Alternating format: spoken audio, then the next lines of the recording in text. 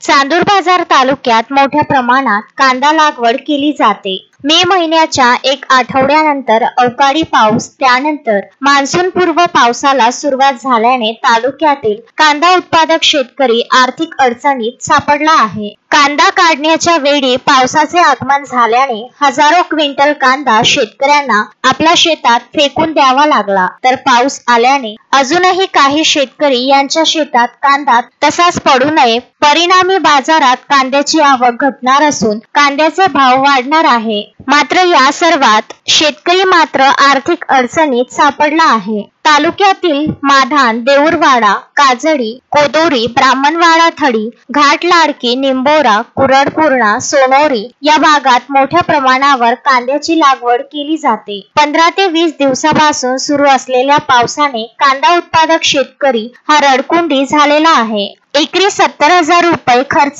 कांदा लागवडीसाठी येत असतो। मात्र यावर्षी तरी चांगले पैसे येणार या आशेने शेतकऱ्यांनी मोठ्या प्रमाणावर कांदा लागवड केली। मात्र पावसाने शेतकरी यांच्या पदरी पुन्हा निराशाच टाकली असल्याचे दिसत आहे। त्या झालेल्या अवकाळी पावसामुळे शेतकऱ्यांना कांदा काढणे जमलेच नाही, तर काढलेला कांदा घरी आणून त्याची साठवणूक करणे देखील कठीण झाले आहे। एकदा ओला झालेला कांदा जास्त काळ टिकत नसल्याने शेतकरी यांनी कमी भावात आपला माल विकला आहे, तर काही शेतकऱ्यांनी शेतात जाण्यासाठी रस्ता नसल्याने आपल्या शेतातच कांदा फेकून दिला आहे। अशी विदारक परिस्थिती कांदा उत्पादक शेतकऱ्यांची झाली आहे। या सर्व प्रकरणी लोकप्रतिनिधी मात्र कुठेही कांदा उत्पादक शेतकऱ्यांच्या सांत्वनाकरिता आले असल्याचे दिसले नाही। उलट कांद्याचे भाव वाढले तर कांदा भाव कमी करण्यासाठी मात्र लोकप्रतिनिधींच्या हालचाली नेहमी असतात। मात्र आता कांदा उत्पादक शेतकरी अडचणीत असताना त्यांना भेट द्यायला